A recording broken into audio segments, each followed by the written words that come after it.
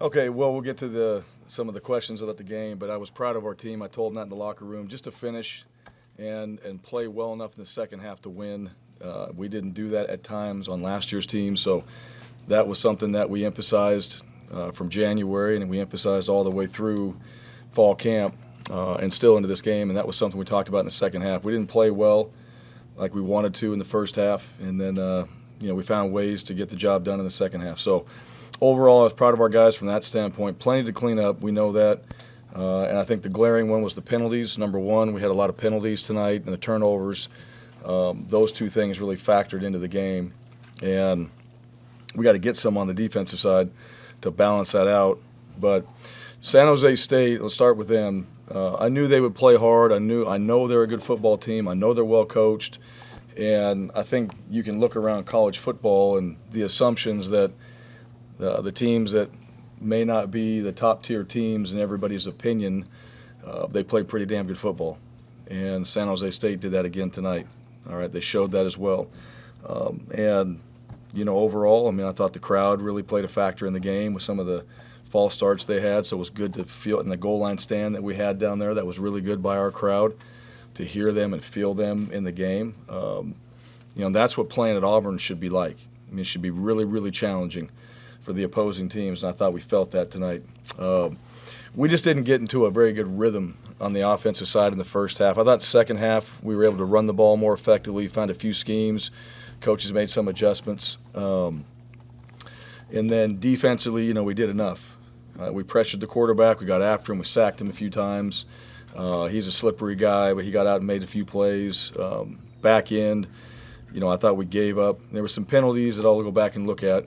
But I thought we gave up a few throws that we could have challenged and had a better outcome on our end of things. So, and then special teams, were not really a big factor necessarily tonight. We had the field goal and all that, but I think there were some opportunities for us that we could have utilized special teams a little bit better. So we'll take this and we'll learn from it and we'll apply it going into next week, and that's the beauty of what we do. All right, it doesn't stop. So we got to get better. And that starts with me. I got to coach better. I got to make sure these guys are better prepared, and our staff and everybody else. So, that's the one thing I challenge our guys. Look in the mirror, and that starts with me to make sure that we are more prepared and that we are going to play cleaner. We're going to play better fundamentally in certain situations, and then make sure that we operate in all three phases better than we did tonight. But that has to do with our opponent too, so I'm not going to take anything away from San Jose State. And I am proud of our guys. I really am proud of those guys, how they handle themselves. And we have got to clean things up. I think they know that, and we'll get back to work on that tomorrow. So with that, questions? Second row, Bryan Schultz. Bryan, how big was that first drive in the second half to kind of get momentum going for the offense? Yeah, we needed it. We didn't have really any. You guys saw that too. We sputtered. The turnovers that we had, we kind of got it going. Robbie got going a little bit, then we had a pick. TJ had the pick, and I thought he threw a little out route to the field there. That kid made a good play. That's one of those that, most guys don't make that play. And he really did. And I thought he was throwing on time. They brought some pressure, and so he had to get it out, and that was kind of just a one-on-one man beater, and the kid drove on it. So that, those plays, it's disappointing, but you also look at it. The kid dove, made a great catch. It was the right decision that TJ had with the ball. We just slightly inside. It's inches, and that kid made it. The earlier one, we had an opportunity to make a play there. We just had a poor throw in that case. But second half, getting some momentum, running the ball, getting the ball in Tank's hands, getting the run game going, figuring out a few things, that got us in rhythm, and then coming out and scoring. That really helps just the momentum, in which we really didn't have from the offensive side. So that was key for us to get. How important was it to see Finley go 12-15 after throwing an interception?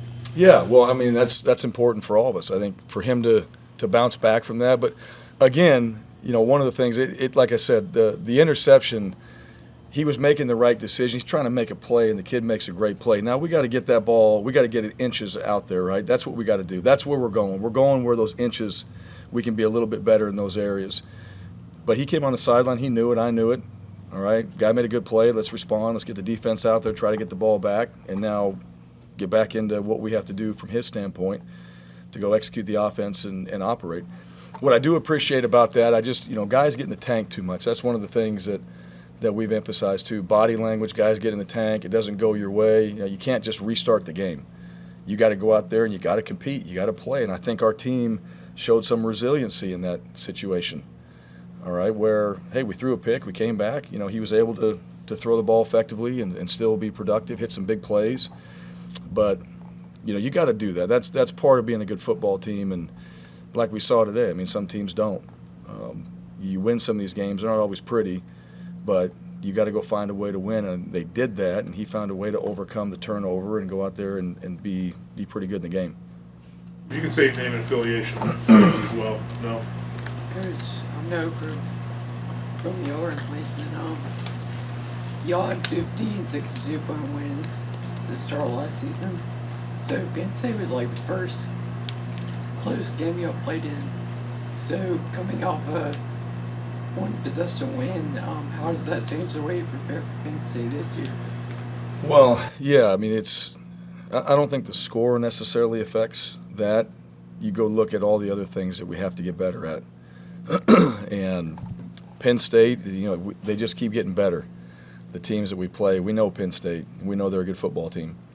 So really it goes back to still we got to focus on ourselves, right? Penn State, we're not there on their practice field. We don't get to watch what they do. We get an idea from the games we played.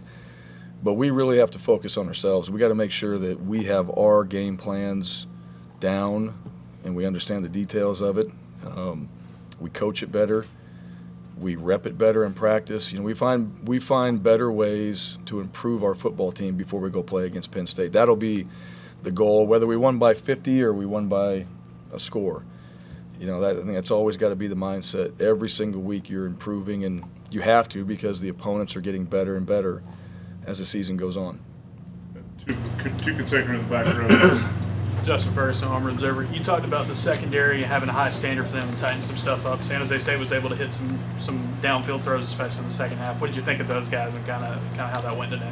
Yeah, I still think we got to improve. And I would, again, I like the guys we have back there. I thought Keontae Scott did some good things tonight.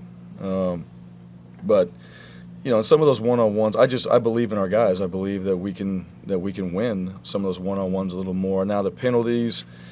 They're frustrating, but I got to go back and look at them and really review them. We'll send some of those in, I'm sure, but we had too many of them, and too many third down conversions.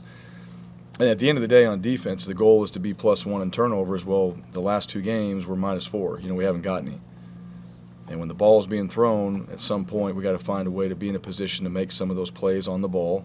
We almost did that one that came back, and I'll just say this. I thought it was an incomplete pass. So the ruling, it wasn't that I thought it was a turnover. I thought it was an incomplete pass. So when they came on and told everybody, I think that was the right decision.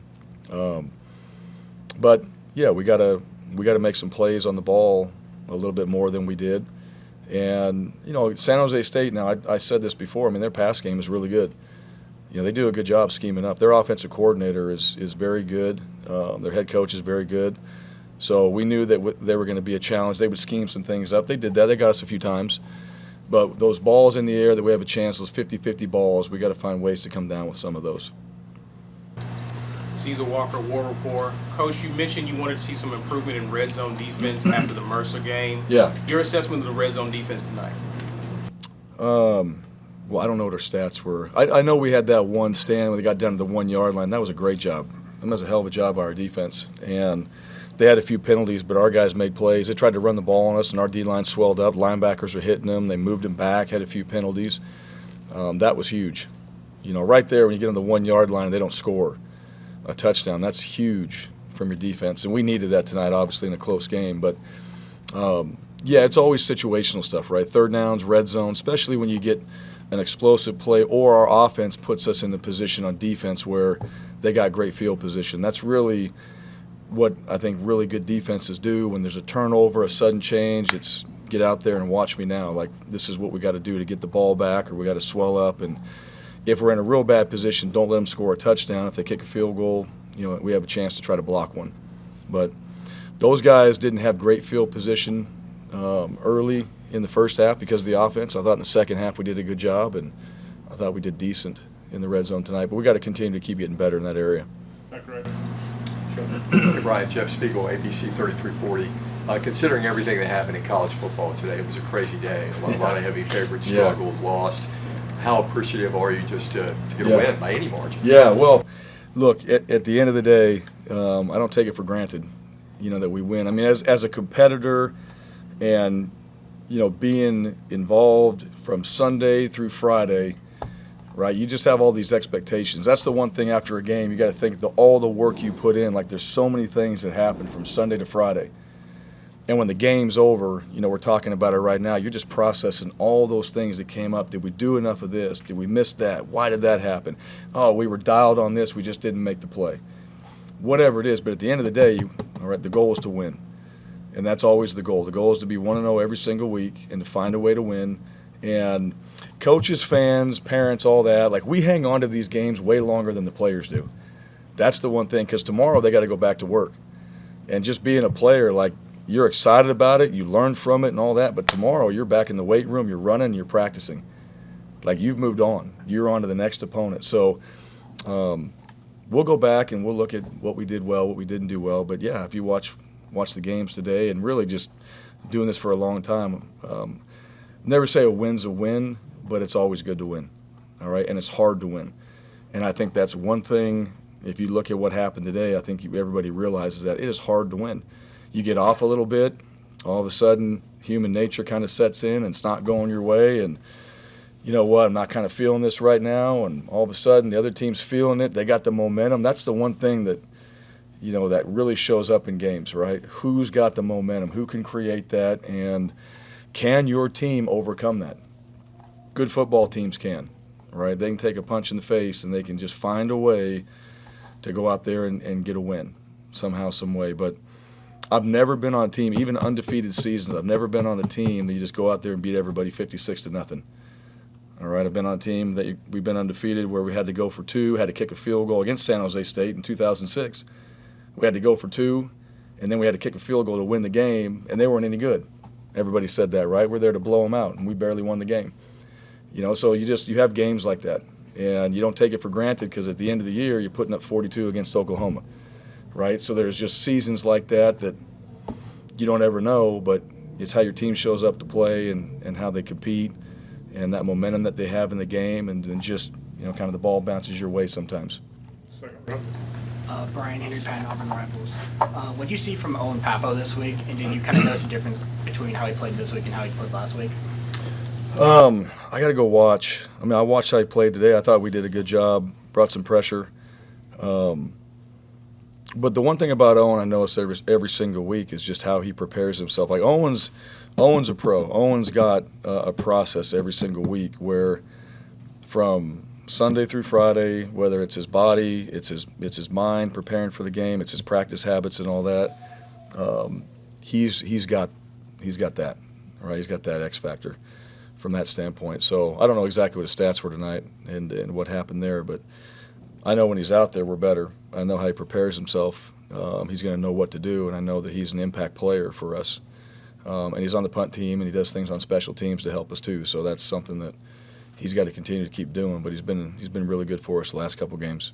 Got 2 more, Bennett. Brian, you talked about sort of struggling in the second half a bit last season. From a coaching perspective, what adjustments did you and Coach Keys want to make at halftime in this game to sort of clean up some of the issues? Well, we wanted to run the ball.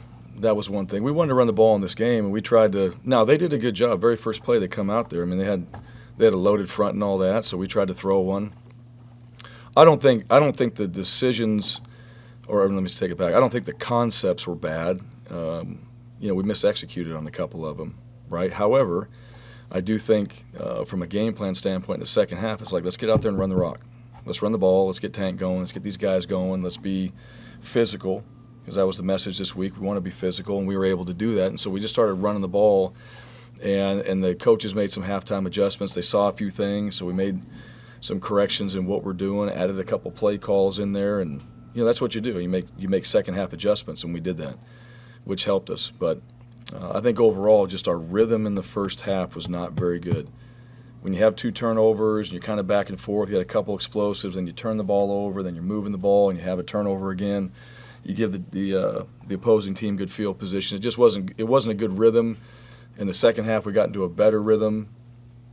Yeah, I thought we executed better in the run game, which is what we wanted to do, and still enough, at the end of the game, right? We got to fix some of those things that happened as well, but we'll learn from it. I know our guys. They're learning. They're learning. They're growing. They're getting better at some of the things we're asking them to do. But there's a lot in the game. Everything's a situation. So guys have to think. You got to play, but you got to think, and you got to know the situations, and you got to know what we're getting, and you got to be able to execute it. And we did that in the second half better. Mark, last one. Coach, did you guys have a good week of practice, and did you have any indication you might come out a little slow tonight? And then second half, what was the big thing you guys did better? Yeah, we had a decent week of practice. This is the first real week that our guys have had to truly prepare for an opponent, and not having since January to get ready for him. And that's the one thing that I think everybody underestimates is Sunday through Friday, and I say it all the time, but you got class, you got things going on, you got life, and you got 3 days really from Tuesday, Wednesday, Thursday. I mean, those are kind of your physical days, your practice days to get ready. Friday you fine-tune it, and then Saturday you go play, and then Sunday night, you're doing a bunch of football homework, you're doing school homework, all those things like that. So there was a few things we had to be better at in practice.